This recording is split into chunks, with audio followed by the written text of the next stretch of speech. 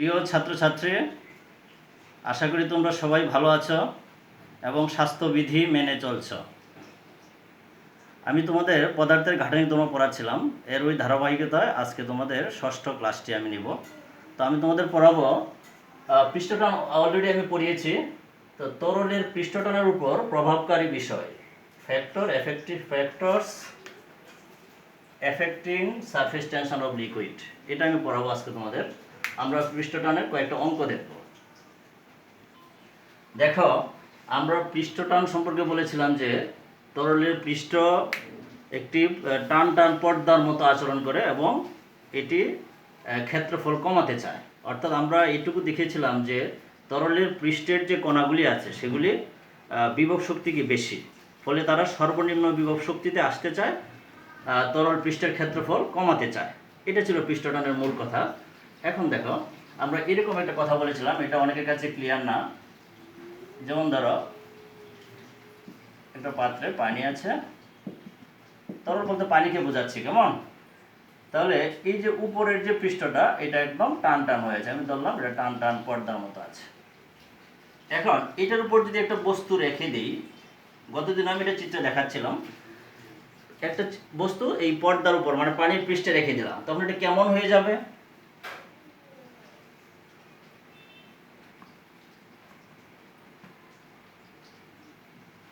এটা কিন্তু এরকম এই অবনমন হয়ে যাবে পর্দাটা, অর্থাৎ পানির পৃষ্ঠটা এরকম হয়ে যাবে। এরকম হলে আমি বলছিলাম যে পৃষ্ঠটানটা স্পর্শক বরাবর এইদিকে টি কাজ করবে, বলছিলাম যে এইদিকেও টি দিতে পারি আমরা। আচ্ছা, তাহলে আমরা যদি বস্তুর ওজনটা খাড়া নিচের দিকে ক্রিয়াশীল এমজি, খাড়া নিচের দিকে এমজি ক্রিয়াশীল, আর উপরের দিকে যেটা সাম্যাবস্থায় আছে, উপর দিকে নিশ্চয়ই একটা বল আছে। তাহলে দেখো, এই টি এর উপাংশ, অর্থাৎ এই টি এর উপাংশ, এটা যদি থিটা হয়, আমি গত ক্লাসে এই থিটা কোনটা দেখাই নাই, এটা যদি থিটা হয়, টি এর উপাংশ দিয়ে কত হবে? টি কস থিটা, টি কস থিটা। এখন তুমি বলতে পারো তাহলে এইটারও তো একটা উপাংশ আসবে টি কস থিটা। হ্যাঁ, আমি বলবো আসবে, কিন্তু তুমি একটু খেয়াল করো পৃষ্ঠটানটা কি ছিল, যে টি ছিল একক দৈর্ঘ্যে বল। কি ছিল? একক দৈর্ঘ্যের বল। তাহলে আমরা এখানে উপরের দিকে যদি একটা বল এফ চিন্তা করি, উপরের দিকে বল এফ, উপরের দিকে, কোন দিকে? এটা উপরের দিকে, উপরের দিকে এফ সমান কি ছিল সূত্র? টি ইন্টু এল। দেখো, এফ সমান কি ছিল? টি ইন্টু এল। কিন্তু এখানে কি হবে? এখানে হবে টি কস থিটা ইন্টু এল। আমি আবার বলছি, দেখো তোমাদের এটা নিয়ে সমস্যা হতে পারে যে আমরা কি একটা টি কস থিটা নিব নাকি দুইটা টি কস থিটা নিব।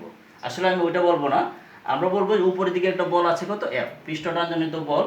সূত্রটা কি ছিল? টি ইন্টু এল। আমরা পৃষ্ঠটান টি এর সূত্র পড়েছিলাম, টি সমান এফ বাই এল। তাহলে এফ সমান কত? টি ইন্টু এল। কিন্তু এখানে টি এর পরিবর্তে কত আসবে? টি কস থিটা। আর এল যা আসার আসবে, যদি এটা একটা দৈর্ঘ্য হয় তাহলে কি আসবে? 2l। আর আমরা বলছিলাম যদি একটা বৃত্তাকার পাত হয় তাহলে কত আসবে? তার পরিধি 2 পাই আর। তাহলে এরকম এলটা শুধু চেঞ্জ হবে, কিন্তু টি এর পরিবর্তে কত আসবে? টি কস থিটা। তাহলে আশা করি গত ক্লাসটা আমি এখানে থিটা কোণটা না দিয়ে বলছিলাম, আসলে ভুলে এটা হয়ে গেছিলো, তো এখন একটু বুঝিয়ে দিলাম যে এখানে থিটা হবে, এই কোণটাও থিটা হবে। তাহলে আমরা সমস্যায় পড়তে পারি কি, যে টি কস থিটা কি একটা নিব নাকি দুইটা নিব। তা আমি কি বললাম, যে আমরা টি কস থিটা হচ্ছে একক দৈর্ঘ্যের জন্য বল, তাহলে আমরা দৈর্ঘ্যটা দিয়ে কি করব? গুণ করব। আশা করি এটুকু বুঝতে পারছি। আমি এখন এই নিয়মের একটা অঙ্ক দেখব, ঠিক আছে? দেখো, একটি অঙ্ক।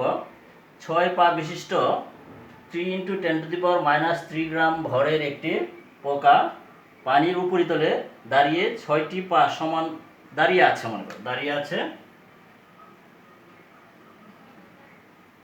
পোকাটার 6টি পা সমান ভার বহন করে, অর্থাৎ 6টা পা সমান ভার বহন করে, এবং পোকার পায়ের তলা, অর্থাৎ এখানে বোঝানো হচ্ছে প্রতিটি পায়ের তলা, প্রতি পায়ের তলা 2 × 10⁻⁻5 2 × 10⁻⁻5 মিটার ব্যাসার্ধের বৃত্তাকার অংশ অবনমিত করে। অর্থাৎ এরকম দেখো, এই যে পৃষ্ঠটাতে এই যে একটা পা আছে, আমরা এখানে একটা পা বুঝাইছি, বুঝে নেবার একটা পা, এই পাটা এই যে বৃত্তাকার অংশটা অবনমিত করছে এই পৃষ্ঠে। এটা হলো তরলের মুক্ত পৃষ্ঠ, পৃষ্ঠটাকে এই জায়গাটা অবনমিত করলো। আচ্ছা, পানির সাথে পোকার পায়ের স্পর্শ কোণ, এই যে এই কোণটা, আমরা যদি এদিকে একটা স্পর্শক টানে আর এদিকে তার উপরের দিকে অংশ টানে, তাহলে এই কোণটা কত, থিটা। এটা কত, এটা চাওয়া হয়েছে। আচ্ছা, এখন আমি কি লিখছি দেখো, এটা তো 6টা পায়ের ভর, আসলে তার ভরটা তো এত গ্রাম, তাহলে এই 6টা পা সমান ভার বহন করে, অর্থাৎ এটা 6 ভাগে ভাগ হয়ে যাবে, প্রতিটা পায়ের জন্য কিন্তু এই ব্যাসার্ধটা দেওয়া আছে। তাহলে দেখো প্রতিটি পায়ের ভর এম সমান, এটাকে আমি 6 দিয়ে ভাগ করলাম, গ্রামটাকে কেজিতে নিলাম, এত কেজি।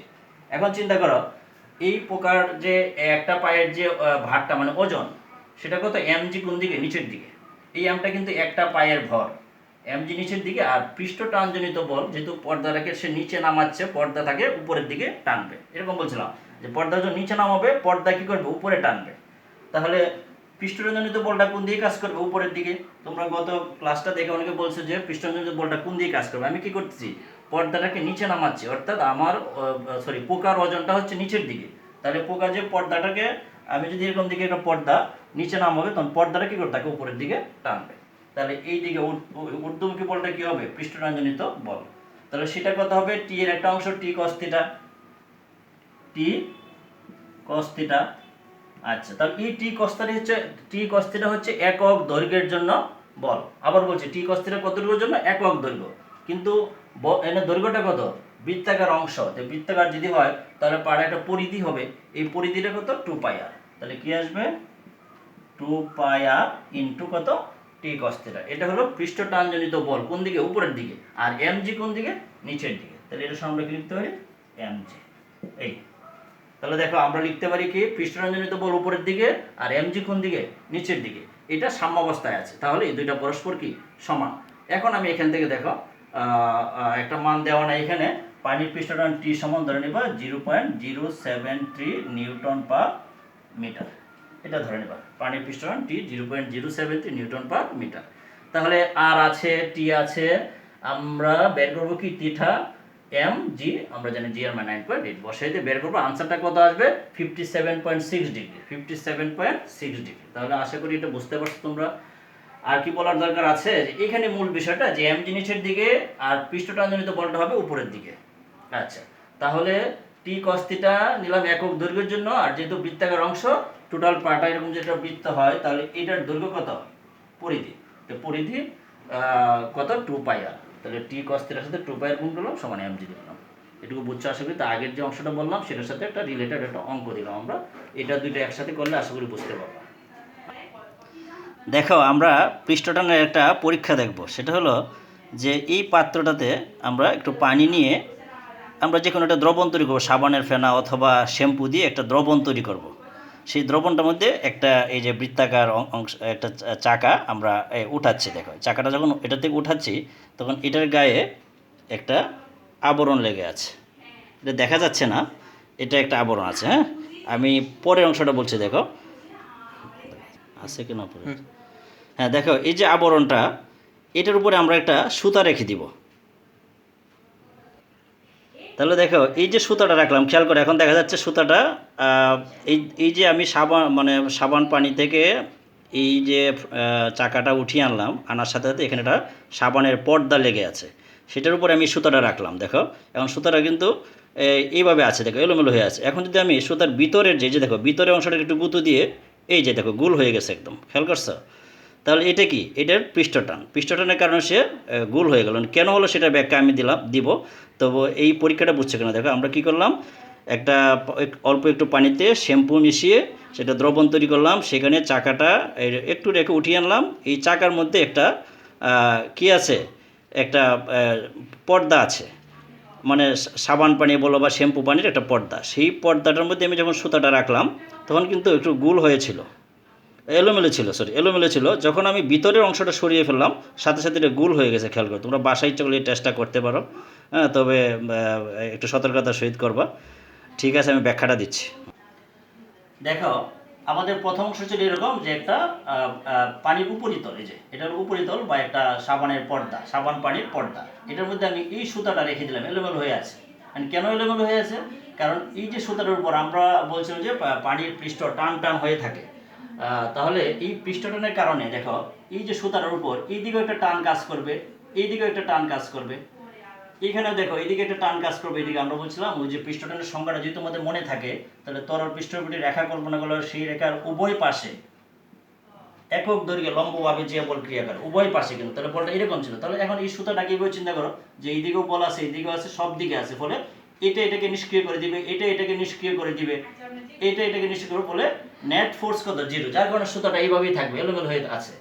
এখন যখন আমি ভিতরের তরলটাকে, যে ভিতরের যে তরলটা ছিল এটাকে কিন্তু আমি সরাই ফেললাম, যখন ভিতরের তরলটাকে সরাই ফেললাম তখন কিন্তু এই ভিতরের দিকে টান টান নাই, কোনটা আছে বাইরেরটা, ফলে এটা কি হয়ে গেল এরকম গোলাকার হয়ে গেল, এটা আসলে বৃত্তাকার হয়ে গেল। এটি 2 নম্বরের প্রশ্ন আসতে পারে যে সুতাটাকে পৃষ্ঠের উপরে রেখে দিলে এলোমেলো হয়ে যায়, কিন্তু ভিতরের পর্দাটা সরিয়ে দিলে কেন বৃত্তাকার হয়ে যায়। তাহলে আমরা ব্যাখ্যাটা কি দিব, যে প্রথমে বলবো যে পৃষ্ঠটান উভয় দিকে কাজ করে, নেট ফোর্স কত 0, যার কারণে সে এলোমেলো থাকে। যখন ভিতরের অংশটা আমরা সরিয়ে ফেলি তখন পৃষ্ঠটা শুধু বাইরের দিকে থাকে, ফলে এটা কি হয়ে যায় বৃত্তাকার হয়ে যায়। তাহলে এটা আমরা বুঝলাম এবং পরীক্ষাটাও দেখলাম, বাসায় নিজে করার চেষ্টা করব, ঠিক আছে। দেখো পৃষ্ঠটানের উপর প্রভাবকারী বিষয়, সেটা পড়ার জন্য আগে আমাকে বুঝতে হবে পৃষ্ঠটানের বৈশিষ্ট্য বা সংজ্ঞাটা কি ছিল। পৃষ্ঠটান কি করে, তরল তলকে সংকুচিত করার চেষ্টা করে, অর্থাৎ যার পৃষ্ঠটান যত বেশি সে তত বেশি সংকুচিত হবে। আচ্ছা, 2 নম্বর হচ্ছে তরল তলের ক্ষেত্রফল যদি বাড়ানোর চেষ্টা করি তাহলে পৃষ্ঠটান তা কি করে, প্রতিরোধ করে, অর্থাৎ পৃষ্ঠটান সবসময় চায় ক্ষেত্রফলটাকে কি করতে, কমিয়ে রাখতে। তাহলে আমরা যদি পৃষ্ঠটান বাড়বে নাকি কমবে সেই বিষয়গুলো বুঝতে চাই, তাহলে আমাকে বুঝতে হবে পৃষ্ঠটানটা কার উপর নির্ভর করে। তাহলে আমরা বুঝবো যে ক্ষেত্রফল যত কম হবে পৃষ্ঠটান তত কি হবে, বেশি হবে। যে যত বেশি ক্ষেত্রফল কমায় রাখতে পারবে তার পৃষ্ঠটান কি তত বেশি। তুমি যদি খেয়াল করে দেখবা যে একটা পানির ফোঁটা, আমরা বলছি যে ক্ষুদ্র পানির ফোঁটা গোলাকার হয়। আচ্ছা, এখন তুমি যদি পারদ নিয়ে চিন্তা করো তাহলে পারদের যে গোলাকারটা হবে সেটা দেখবা আরও ছোট ছোট হয়ে গেছে এবং ক্ষুদ্র ক্ষুদ্র গোল হবে। পানিটা যেরকম হবে পারদটা কী হবে, আরও স্ট্রং হবে। তার মানে কি, পারদ কি চায়, ক্ষেত্রফলটাকে বেশি কমায় রাখতে চায়, যার কারণে তার পৃষ্ঠটান কি বেশি। আর যে পদার্থের আন্ত আণবিক, তো আমরা বলছিলাম পৃষ্ঠটানটা কী কারণে হয়, তরল পৃষ্ঠের কণাগুলোর মধ্যে আন্ত আণবিক বল বা সংশক্তি বলের কারণে এটা মূলত সৃষ্টি হয়। তাহলে যে সকল পদার্থের, যে সকল তরলের, পদার্থ বলতে তরল, পৃষ্ঠটানটা তরলের বৈশিষ্ট্য, যে সকল তরলের আন্ত আণবিক বলটা বেশি তাদের পৃষ্ঠটানও কী হবে, বেশি হবে। তাহলে আমরা এখান থেকে 2টা বিষয় বুঝতে পারি, সেটা হলো যে পৃষ্ঠটান হবে আন্ত আণবিক বলের সমানুপাতিক, অর্থাৎ যে তরলের আন্ত আণবিক বলটা বেশি বা যদি কোনো কারণে তার আন্ত আণবিক বলটা বেড়ে যায় তাহলে পৃষ্ঠটান বেড়ে যাবে, যদি আন্ত আণবিক বলটা কমে যায় তাহলে পৃষ্ঠটান কমে যাবে। আচ্ছা, আর একটা বিষয় হচ্ছে যদি কোনো কারণে ক্ষেত্রফল বাড়ানোর প্রয়াস হয়, যে আমরা তরলের সাথে কোনো কিছু একটা মিশালাম যে ক্ষেত্রফল বেড়ে যাবে, তাহলে কিন্তু তার পৃষ্ঠটান কী হবে, কমে যাবে। কারণ পৃষ্ঠটান কী চায়, ক্ষেত্রফল বাড়ানোটাকে প্রতিরোধ করতে চায়। তাহলে তার ক্ষেত্রফল বেড়ে যাচ্ছে মানে কি, তার প্রতিরোধ ব্যবস্থাটা কমে যাচ্ছে, অর্থাৎ পৃষ্ঠটান কমে যাবে। তাহলে আমরা এই 2টা জিনিসটা মনে রাখবো, পৃষ্ঠটানটা হবে আন্ত আণবিক বলের সমানুপাতিক, আর মনে করবো যে ক্ষেত্রফল যদি বাড়ে তাহলে পৃষ্ঠটান কী হবে, কমে যাবে, ক্ষেত্রফল যদি কমে পৃষ্ঠটান কী হবে, বেড়ে যাবে। তাহলে এটা আমরা একটু মনে রাখবো, ক্ষেত্রফলের সাথে পৃষ্ঠটানের কী সম্পর্ক, আর আন্তনিক বলের সাথে কী সম্পর্ক। আন্তনিক বলের সাথে বলবো সমানুপাতিক, ওইটা বলবো কি ব্যস্তানুপাতিক। তাহলে এইটা যদি আমরা বুঝে থাকি তাহলে পৃষ্ঠটানের উপর প্রভাবকারী বিষয় সেটা আমরা বুঝবো। তাহলে দেখো পৃষ্ঠটানের উপর প্রভাবকারী বিষয়, আমরা প্রথমে নিলাম তাপমাত্রা। চিন্তা করো তরলের তাপমাত্রা যদি বাড়ানো হয়, তাপমাত্রা বাড়লে কী হবে, তরলের কণাগুলোর মধ্যে দূরত্ব বেড়ে যাবে, দূরত্ব যদি বেড়ে যায় তাহলে তাদের মধ্যে আন্তঃআণবিক আকর্ষণটা কী হবে, কমে যাবে, ফলে পৃষ্ঠটান কি কমবে নাকি বাড়বে। দেখো আমরা আগে আলোচনাটা কি করলাম যে পৃষ্ঠটান আন্তঃআণবিক আকর্ষণ বল বা সংশক্তি বলের কি সমানুপাতিক। সংশক্তি বল মানে একই পদার্থের কণাগুলোর মধ্যে যে আকর্ষণ বল। তাহলে দেখো এটা পানির কণার সাথে আকর্ষণ, সেটা কি সংশক্তি বল। এখন পানিকে যদি তুমি তাপ দিচ্ছ, পানির কণাগুলোর মধ্যে দূরত্ব কি হবে,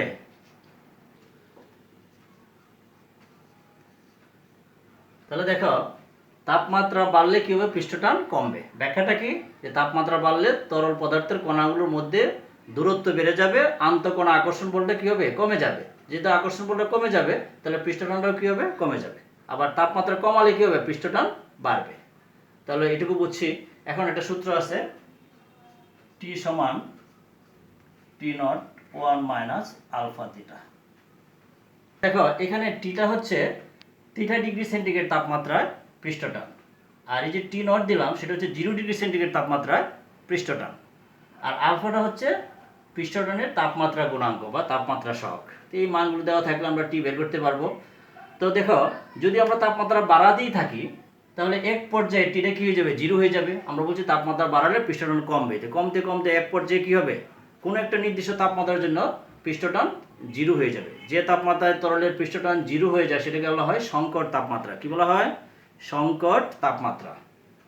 তাহলে আমরা তাপমাত্রার বিষয়টা বুঝতে পারছি। তাপমাত্রা বাড়লে আন্তঃকোণ আকর্ষণ বলটা কমে যাবে, পৃষ্ঠটান কমবে, একটা নির্দিষ্ট তাপমাত্রায় পৃষ্ঠটান শূন্য হয়ে যাবে। যে তাপমাত্রায় তরলের পৃষ্ঠটান শূন্য হয় তাকে সংকট তাপমাত্রা বলা হয়। আমি লিখে দিলাম সংকট তাপমাত্রায় টি সমান কত, জিরো।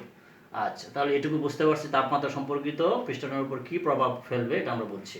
আচ্ছা, এখন দেখো দূষিতকরণ। দূষিতকরণের বিষয়টা হচ্ছে এমন একটা জিনিস দিয়ে পানিটাকে আমরা ভেজাল দিলাম যে পানিতে সেটা দ্রবীভূত হবে না।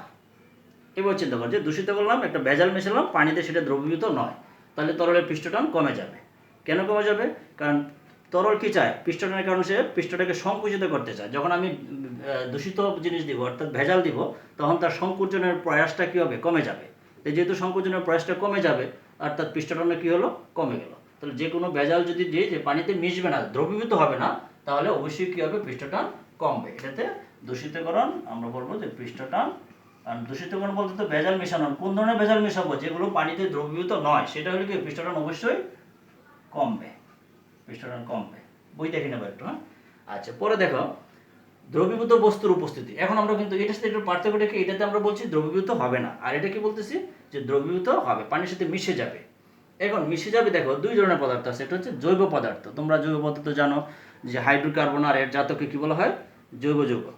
আচ্ছা, যেমন ধরো আমরা যদি তেল, শ্যাম্পু, সাবান এগুলো যদি মিশাই তাহলে কি হবে, জৈব পদার্থ দ্রবীভূত হলে পৃষ্ঠটান কমে যাবে। আর কেন কমবে দেখো, আমরা যখন জৈব পদার্থ দ্রবীভূত করব তখন দেখো সাবান পানির ক্ষেত্রফল কিন্তু বেড়ে যায়। আসলে সাবান পানির সাথে যখন সাবান মিশে তখন পৃষ্ঠের ক্ষেত্রফল কী হয়, বেড়ে যায়। তাহলে পৃষ্ঠটান চায় ক্ষেত্রফল কমাতে, সাবান পানি কী করলো, ক্ষেত্রফলটাকে বাড়িয়ে দিল, অর্থাৎ তার কমানোর যে প্রয়াসটা সেটা কমিয়ে দিল, ক্ষেত্রফল বাড়িয়ে দিল। তার মানে কি, তার পৃষ্ঠটান কমে যাবে। আবার বলতেছি যে আমরা যখন পানিতে সাবান মিশাই তখন পানির পৃষ্ঠের ক্ষেত্রফল কী হয়, বেড়ে যায়। সাবানের ফেনাগুলো দেখবো যে সাবানের যে বুদবুদটা অনেকটা বড় হয়, তাহলে ক্ষেত্রফল কী হয়, বেড়ে যায়। তাহলে পৃষ্ঠটান চায় ক্ষেত্রফল কমাতে, সাবান পানি কী করলো, ক্ষেত্রফল বাড়িয়ে দিল, তার মানে কি তরলের পৃষ্ঠটানটা কমে গেল।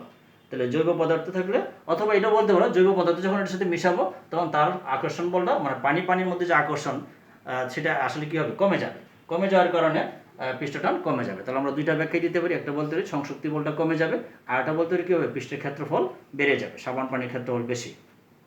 আচ্ছা, আরেকটা দেখো অজৈব পদার্থ। এটা কি, ধরো আমরা যদি পানিতে সোডিয়াম ক্লোরাইড মিশাই দিই, সোডিয়াম ক্লোরাইড মানে যে আমরা যে খাবার লবণটা যদি মিশাই তাহলে পানিটা ঘন হয়ে যাবে না? ঘন হয়ে যাওয়া মানে কি, পানি ঘনত্বটা আসলে বেড়ে যাবে। ঘনত্বটা বেড়ে গেলে তাদের মধ্যে আন্তঃআণবিক আকর্ষণটা বেড়ে যাবে। বেড়ে যাওয়ার কারণে পৃষ্ঠটানে কী হবে, বাড়বে। তাহলে এটুকু বুঝতে পারছি দ্রবীভূত বস্তুর উপস্থিতি। আচ্ছা, যে অজৈব পদার্থ সোডিয়াম ক্লোরাইড মিশালে ঘনত্ব বাড়বে, ঘনত্ব বাড়লে কণাগুলি আরও কাছে আসবে, কাছে আসলে তাদের মধ্যে আকর্ষণ বলটা বেড়ে যাবে, এই জন্য পৃষ্ঠটানটাও কী হবে, বাড়বে। তাহলে দুইটা জিনিস দেখো, এই দুইটা দেখো, একটা বলছি যে পানিতে কিছু ভেজাল মেশাবো যেটা পানির সাথে দ্রবীভূত নয়, তাহলে অবশ্যই পৃষ্ঠটান কমে যাবে। আর যদি দ্রবীভূত হয় তাহলে জৈব পদার্থ হলে পৃষ্ঠটান কমবে, অজৈব পদার্থ হলে পৃষ্ঠটান বাড়বে। একটা বলবো যে ক্ষেত্রফল বেড়ে যাবে অথবা আন্তঃকোণ আকর্ষণ বলটা কমে যাবে, আর অজৈব পদার্থের বেলা বলবো ঘনত্বটা বাড়বে, ফলে পৃষ্ঠ আকর্ষণ বলটা বাড়বে, এই জন্য পৃষ্ঠটানটা বাড়বে। তাহলে এই ছিল ব্যাখ্যা। এখন আমরা লাস্ট একটা দেখো তড়িতাহিতাকরণ, অর্থাৎ পানির কণাগুলোকে যদি আমরা বা তরলের কণাগুলোকে আমরা চার্জিত করে ফেলি, কিছু চার্জ দিয়ে দিই, তাহলে কি হবে। তো এটা বোঝার আগে আমরা আরেকটা জিনিস পড়বো। তো আমি এই তড়িতাহিতকরণ মানে কি, আহিত করবো, আহিত করলে কী হবে, তার আগে একটা জিনিস আমি লিখে একটু নোট করে রাখবো, সেই যে জিনিসটা এখন বলবো সেটা নোট করে লিখবো। দেখো, একটা তরল ফুটার ভিতরের চাপ এবং বাইরের চাপের পার্থক্য আছে। অর্থাৎ এই যে তরল ফুটাটার ভিতরে কি আছে, তরল, বাইরে কি আছে, বায়ু।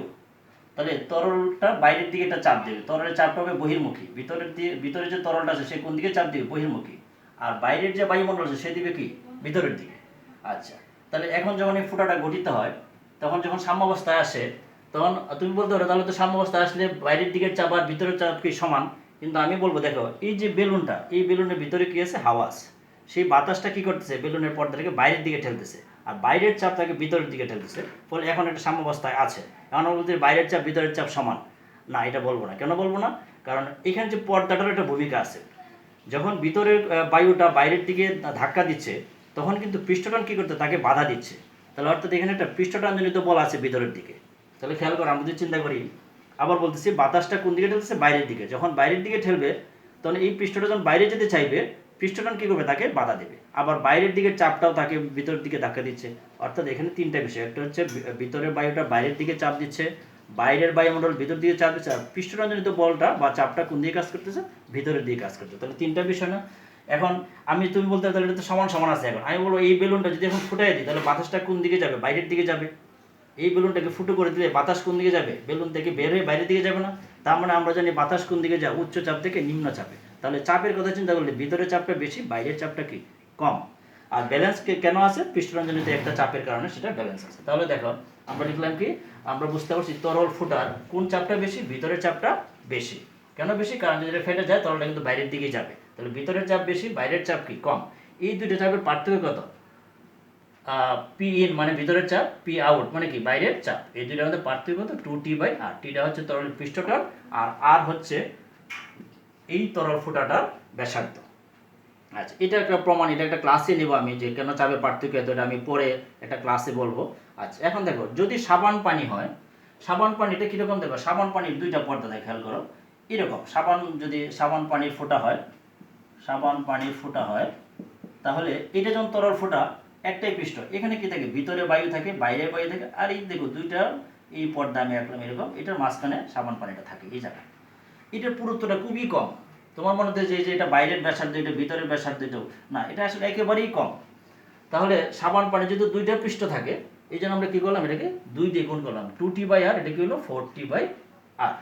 তাহলে এই আমরা এই যে পার্থক্যটাকে সরাসরি পি দিয়ে প্রকাশ করলাম, এখানে পার্থক্যটাকে সরাসরি পি দিয়ে। তাহলে এটা অতিরিক্ত চাপ বা ভিতরের চাপ এবং বাইরের চাপের মধ্যে পার্থক্য। আর হচ্ছে এখন এটা বলতে এই আটটা কোন ব্যাসার্ধ, বাইরের পৃষ্ঠের ব্যাসার্ধ নাকি ভিতরের পৃষ্ঠের ব্যাসার্ধ। আমি বলবো যে দুইটা তো এই যে পুরুত্বটা এটা একেবারেই কম, নগণ্য। কাজেই এটি আসলে একটাই ব্যাসার্ধ দেওয়া থাকবে, সেই ব্যাসার্ধের আমরা নেব, যে কোনো একটা ব্যাসার্ধ নিলেই হবে। এখানে ভিতরের ব্যাসার্ধ আর বাইরের অংশের ব্যাসার্ধের পার্থক্য একেবারেই নগণ্য। আচ্ছা, তাহলে এই ব্যাসার্ধের কোনো সমস্যা নেই, আর এই প্রমাণটা আমরা পরে পড়বো। তাহলে দেখো এখন আমরা আসবো তড়িতাহিতাকরণ। আমরা কেন এটা পড়লাম, দেখো তড়িতাহিতকরণ করলে পৃষ্ঠটানের উপর কি প্রভাব পড়বে। এখন খেয়াল করো, এখানে কিন্তু একটা ভিতরের চাপটা বেশি, বাইরের চাপটা কি কম। যখন আমি এটার উপরে ধরো আমরা একটা প্লাস আদান দিয়ে দিলাম, এরকম প্লাস আদান দিয়ে দিলাম। এখন এই প্লাস আদানগুলো কি করবে, দেখো আমি চিন্তা করি যে এখানে একটা বিন্দু আদান আছে, এখানে একটা বিন্দু আদান আছে, এইগুলো এই যে তরল ফোঁটাটার উপরে। তাহলে এই প্লাস প্লাস কি করবে, বিকর্ষণ করবে, এটাই বিকর্ষণ করবে এই দিকে, এটাকে বিকর্ষণ করবে এই দিকে। খেয়াল করো, এটা চিন্তা করি, এই প্লাসকে কি করবে, আদানটা ধরো আমরা ছড়াই দিলাম, তাহলে এখানে যে আদানটুকু আছে, এখানে আদানটা, এই দুইটা কি করবে, বিকর্ষণ করবে না। কেন বিকর্ষণ করবে, এটাও প্লাস এটাও কি প্লাস। এই যে বিকর্ষণ করলো, ফলে বাইরের চাপটা কি হচ্ছে, দেখো বেড়ে যাচ্ছে। বাইরের চাপটা যদি বেড়ে যায় তাহলে এই তরল ফোঁটাটার ক্ষেত্রফল কি হবে, বাড়বে। আর পৃষ্ঠটান কি চায়, ক্ষেত্রফল কমাতে চায়, কিন্তু এখানে তো ক্ষেত্রফল বেড়ে যাচ্ছে, তাহলে পৃষ্ঠটানটা আসলে কি হচ্ছে, কমে যাচ্ছে। তাহলে আমরা তড়িতাহিতকরণের ব্যাখ্যাটা কি দিব, যখন কোনো তরল ফোঁটায় আমরা আধান দিব, ফলে তার বহির্মুখী চাপটা কি হবে, বেড়ে যাবে। কেন বেড়ে যাবে বুঝছো তো, আবার বলতে চাই, এই যে প্লাস আছে, এখানে একটা প্লাস আছে, এই প্লাসকে বিকর্ষণ করবে, এটাকে ঠেলবে ওইদিকে, এটাকে ঠেলবে এইদিকে। তাহলে দেখো বহির্মুখী চাপটা কি হচ্ছে, বেড়ে যাচ্ছে। বহির্মুখী চাপ বেড়ে যাওয়ার কারণে তরল ফোঁটার ক্ষেত্রফলটা বাড়াতে চাইবে, আর পৃষ্ঠটান কি চায়, ক্ষেত্রফল কমাতে চায়। তার মানে তার ক্ষেত্রফলটা আসলে তার পৃষ্ঠটানটা আসলে কি হলো, কমে গেল। তার মানে তড়িতাহিত হলে তরলের পৃষ্ঠটান কি হবে, কমে যাবে। তাহলে এটাই হলো পৃষ্ঠটানের উপর প্রভাবকারী বিষয়। এগুলো বইটা একটু পড়ে নিবা, আর এটার প্রমাণ আমি আরেকটা আলাদা ক্লাসেই দিব। তো আপাতত সূত্রটা মনে রাখো যে ভিতরের চাপ বেশি, বাইরের চাপটা কি কম। তরল ফুটা হলে কত, 2T/R। আর যদি সাবান পানি হয় তাহলে সাবান পানির দুইটা পৃষ্ঠ থাকে, যার কারণে আমরা 2 দিয়ে গুণ করছি 4T/R। ঠিক আছে, তাহলে আজকে ক্লাসটা এই পর্যন্ত ছিল। আমি পরে ক্লাসটা নিব, খুব তাড়াতাড়ি নিব। এই পর্যন্ত তোমরা সবাই ভালো থাকবে। ধন্যবাদ সবাই।